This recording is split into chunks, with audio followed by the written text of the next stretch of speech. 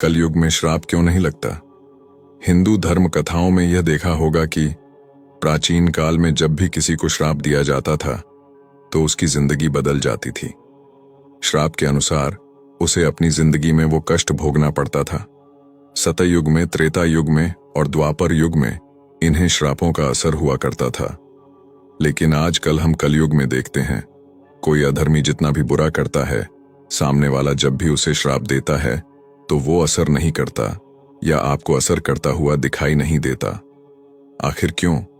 कलयुग में जब इतने लोग कष्ट में हैं, अधर्मियों की संख्या इतनी ज्यादा हो चुकी है, उन्हें इतने ज्यादा श्राप दिए जाते हैं, फिर भी श्राप का असर बिल्कुल नहीं होता।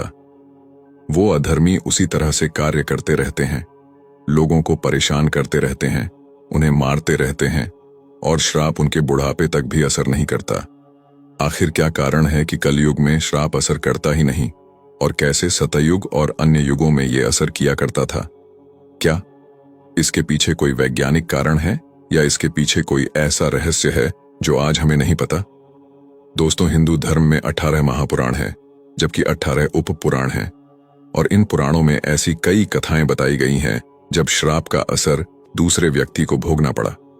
श्राप तब दिया जाता था जब कोई बुरा इंसान किसी के साथ बहुत ज्यादा बुरा करता था और अंदर से वो आवाज निकलती थी और वो श्राप उसे दिया जाता था। उसे श्राप का असर उस बुरे व्यक्ति पर ऐसा होता था कि कुछ ही क्षण में वो कष्ट भोगना शुरू हो जाता था। कई कथाओं में ऐसा श्राप दिया गया कि तुम एक पत्थर बन जाओ, कि तुम एक जानवर बन जाओ, और कुछ ही क्षणों में वो पत्थर और जानवर भी बन जाया करते थे। लेकिन अगर हम बात करें आज की कलयुग में, कई लोग बहुत ज्यादा कष्ट भोग रहे हैं और बुरे इंसान उन्हें कष्ट देते जा रहे हैं। वो उन्हें श्राप देने की कोशिश तो करते हैं, श्राप देते भी हैं, लेकिन श्राप का असर नहीं होता। आखिर कैसे श्राप असर किया करते थे? तो इसके लिए हमें पुराणों को खंगालना होगा। लगभग सतयुग से ही श्राप का असर तब होता था जब श्राप देने वाला ज्ञानी हो, यानी कि ध्यान से उसने अपने अंदर वो शक्ति जमा कर रखी हो, इसी के साथ उसने कोई भी बुराई ना की हो। सतयुग में इंसान ऐसे ही हुआ करते थे, वो ध्यान लगाया करते थे, अपने शरीर पर पूरा नियंत्रित पा लिया करते थे और ऐसी शक्ति शरीर के अंदर जमा कर लिया करते थे जिसका इस्तेमाल वो अच्छाई के लिए किया करते। ऋषि मुनि इन्हीं शक्तियां का इस्तेमाल लोगों की भलाई के लिए किया करते थे और लोग भी उस समय अच्छे हुआ करते थे। लगभग हर इंसान ध्यान लगाया करता था, इसीलिए दूसरे के मन की बात पढ़ लिया करता था।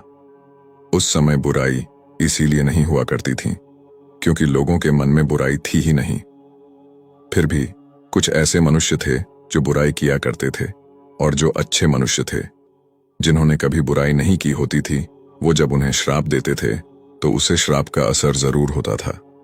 लेकिन हमें पता है, सतयुग में धर्म के चारों स्तंभ पवित्रता, तप, दान या दया और सत्य, ये 4 धर्म के स्तंभ अर्थात 4 चरण मौजूद थे।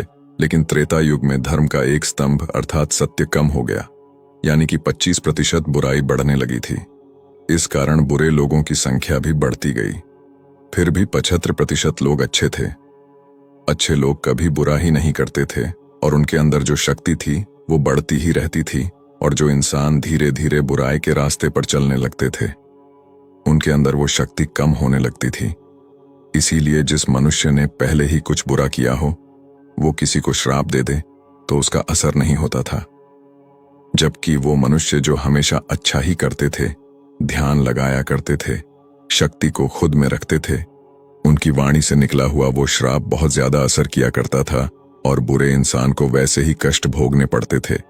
फिर भी जो श्राप देता था वो भी सोच समझ कर देता था। ऐसा श्राप नहीं दिया जाता था जिसे बुरा माना जाए, यानी कि वो खुद बुराई नहीं करना चाहते थे, बस कष्ट से बहुत ज्यादा तंग आकर तब वो श्राप दिया करते।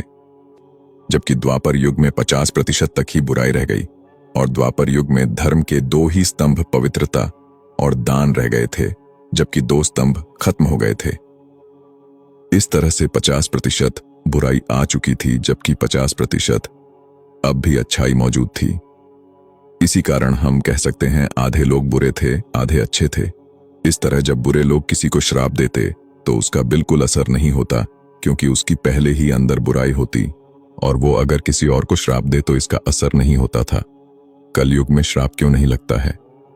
इस समय भी जो अच्छे लोग थे उनके अंदर एक सच्चाई की शक्ति थी। ध्यान की शक्ति से वो अपने शरीर की शक्ति को बढ़ा लिया करते, और तब वो इंसान जिसने कभी बुरा ना किया हो, वो श्राप देता था तो उसका असर जरूर होता था। लेकिन ये तो कलयुग है। धर्म का सिर्फ एक ही स्तंभ बचा है, जिससे दान या दया स्तंभ कहा जाता है। यानी कि 25% अच्छा ही बची है, और वो भी 25% इंसानों में नहीं बची है, बल्कि सब लोगों में ये अच्छाई बहुत ही कम रह गई है। लगभग हर इंसान ही बुरा होता जा रहा है। इसीलिए जब उसे कष्ट मिलते हैं तो उसे कर्मों का फल ही कहा जाता है। फिर भी वो इंसान जब किसी और को श्राप देता भी है तो उसकी जो अपनी की गई बुराइयां हैं उस पर हावी हो जाती है, और वो शक्ति तो उसके शरीर में मौजूद ही नहीं होती जिससे दूसरे के शरीर में असर हो।